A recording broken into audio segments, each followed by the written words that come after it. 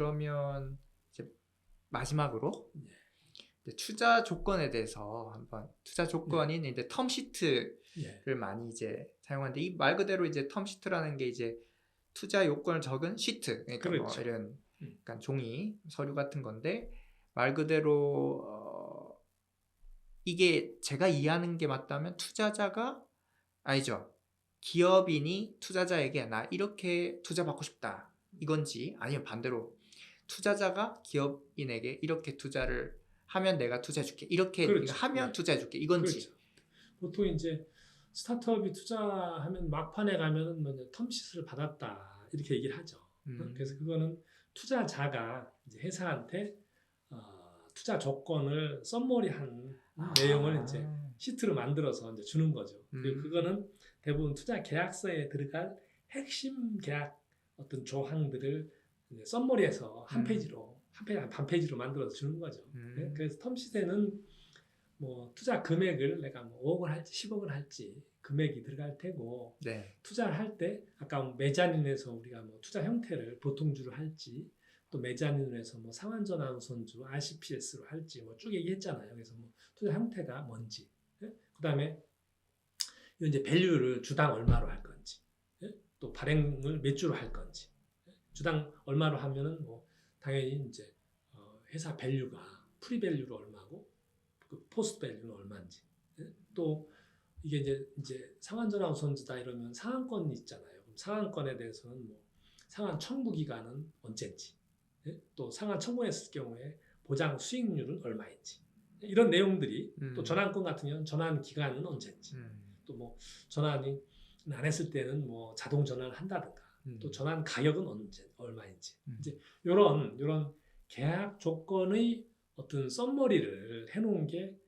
텀시트다 이렇게 볼 수가 있고 네. 이거는 뭐 대부분 뭐 계약서에 이제 표현되는 거고 네. 그리고 이제 조금 더 추가하면은 텀시트에는 이제 투자 자금을 주면은 그 투자 자금의 사용 용도는 뭔지 그냥 운영비로 쓸 건지 운영비로 쓴다 하면 뭐 인건비로 쓰고 이러면은 투자자 입장에서 안 좋아하겠죠. 그 돈 준 돈으로 뭐 마케팅 해가지고 뭐 고객을 몇 명 확보한다든가 어떤 기술 개발을 업그레이드 한다든가 이러면 내가 돈 준 게 의미 있게 쓰이고 그게 성공하면 회사가 밸류가 높아지잖아요. 그걸 기대하면서 투자하는 거니까.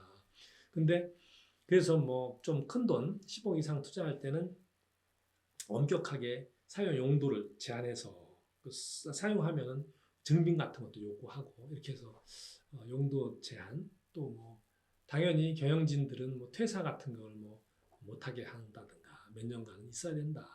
또 뭐 경업을 해서는 안 된다.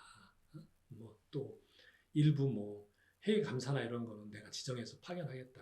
그럼 그 회사하고 해야 된다. 내가 믿을 수 그냥 회계도 뭐 회계사하고 뭐 이렇게 해서 좀 정확하지 않고 투명하지 않게 할 수 있기 때문에 그래서 회계 법인의 지정이라든가 이런 걸 넣을 수도 있고 또 뭐 일부 경영진 또는 감사 이런 걸 내가 파견해서 요구할 수도 있고 그래서 그런 내용들 기타 조건들을 또 규정한 그런 내용으로 채워서 계약서의 썸머리를 요약해서 제시하는 거가 텀시트이고 이 텀시트이 왔다 하면 뭐 대부분 이걸 막 뭐 못하니 뭐니 뭐 반대하니 뭐 수정하니 이렇게 요구하기가 또 스타트업이 쉽지 않아서 그렇죠. 알았습니다 하고 받아들이는 게 많이 있는데 네.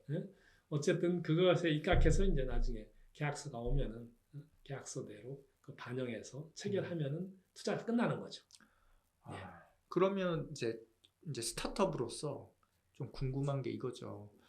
뭐 야 이거 텀시트를 좋다고 울면 와 나한테 투자해 주는 거니까 텀시트를 나한테 줬다는 거는 투자를 뭐 어쨌든 하겠다는 건데 그냥 덥죽 그냥 뭐 지식 없이 그냥 받았다 대충 뭐 맞는 거 같네 하면서 덥죽 받아서 문제가 되는 경우도 있잖아요. 예.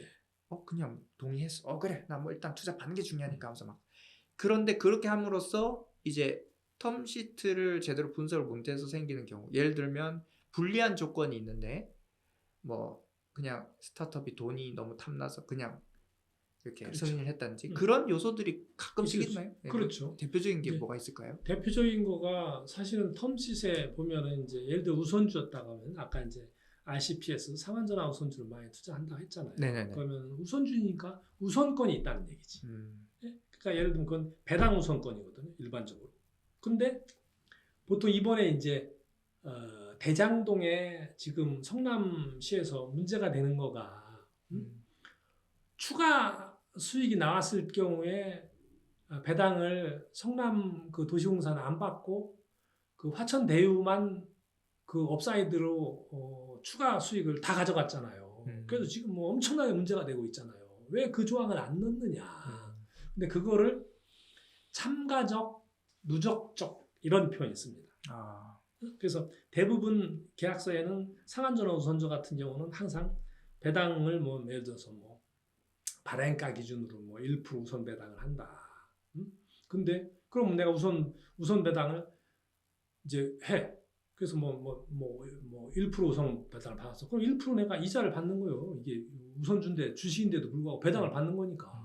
그런데 회사가 돈을 잘 벌어가지고 이번 연도에 5%를 배당하기로 했어. 근데 나는 1%만 배당을 받는다 했어. 그럼 나머지 4%는 나도 받아야 될 거 아니에요. 내가 그렇죠.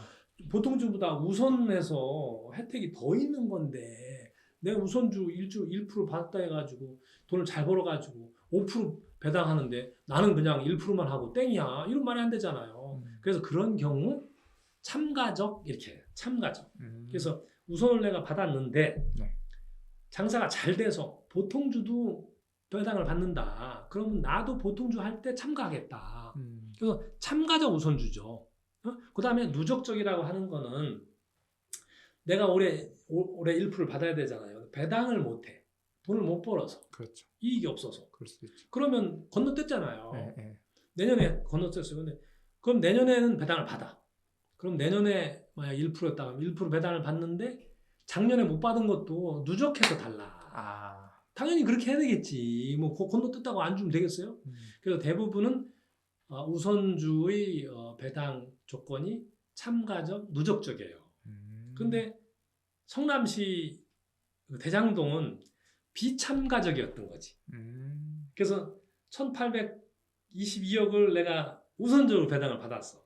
그 당시에는 뭐 이게 뭐 부동산 경기가 너무 하락했기 때문에 1,822억을 받는 것 자체가 서프라이즈인 거지. 서프라이즈라고 생각했겠지. 그러나 이렇게 부동산이 올라가지고 그걸 주고 또 화천대유도 받았어. 그러고도 또 막 5천억, 막 7천억이 남았다는 거 아니에요. 그거를 성남시 하나도 못 받고 화천대유만 혼자 받았어. 왜? 비참가적이었기 때문에. 그런데 컨센서스가 일반적으로는 대부분 다 참가적, 누적적인데 맞아요. 거기는 비참가적이었던 거지. 그래서 이 비참가적인 거가 그 당시에 원체 부동산 경기가 이래가지고 예상을 못한 건지 아니면은 야루를 부려가지고 나중에 추가 수익을 해먹으려고 일부러 의도적으로 안 넣는지. 근데 업계에서 현업에서는 일반적으로는 참가적, 누적적이다. 근데 거기는 매우 이례적으로 비참가적으로 해놨다. 그래서 저런 큰 사단이 나고 있다. 이렇게 볼 수 있을 것 같아요. 네. 그래서 일반적으로 텀시세는 그런 조건이 썸머리 돼서 네. 보통 이제 한 페이지 또는 반 페이지로 이제 주는 거죠. 그럼 그걸 가지고 대부분 투자 받는 회사가 현업에서는 을이기 때문에 받아들여야 되는. 그렇죠. 그때 이제 주변에 전문가들이 있으면은 이런 텀시를 내가 받았는데 한번 해석해달라. 또 내가 여기서 특히 뭐 요구할 수 있잖아요. 뭐 상환 청구 기간을 뭐 그냥 2년을 했다 그러면 우리 회사가 이게 기본적으로 돌아가려면 뭐 최소한 5년을 해야 된다든가. 그럼 투자하는 사람한테 5년간 내가 상환 의무를 항상 염두에 두고 불안하게 해야 되겠는가. 그냥 5년간은 상환권이 없이 그냥 확 밀어달라. 5년까지도 답을 못 내면 그때 상환해줄게. 이래서 그런 뭐 상환 청구 기간을 뭐 2년으로 한 거를 3년으로 또는 5년으로 이런 걸 얼마든지 내가 의리였다고 해도 당연히 당당하게 얘기할 수가 있고 그런 거를 얘기를 받으면은 투자 심사하시는 분 입장에서는 크게 불합리하고 뭐 이런 게 아니면은 당연히 체크해서 받아들이는 거죠. 그렇기 때문에 텀시스에 대한 정확한 의미를 스타트업에서도 디테일하게 알고 대응하는 게 중요하다. 이렇게 얘기할 수 있을 것 같습니다. 네. 자, 오늘 또 투자에 대한 대부분의 내용들을 총 2번 이렇게 촬영으로 통해서 알아봤는데요. 저희들 그 스타트업 분들에게 많은 도움이 되셨길 많이 바랍니다.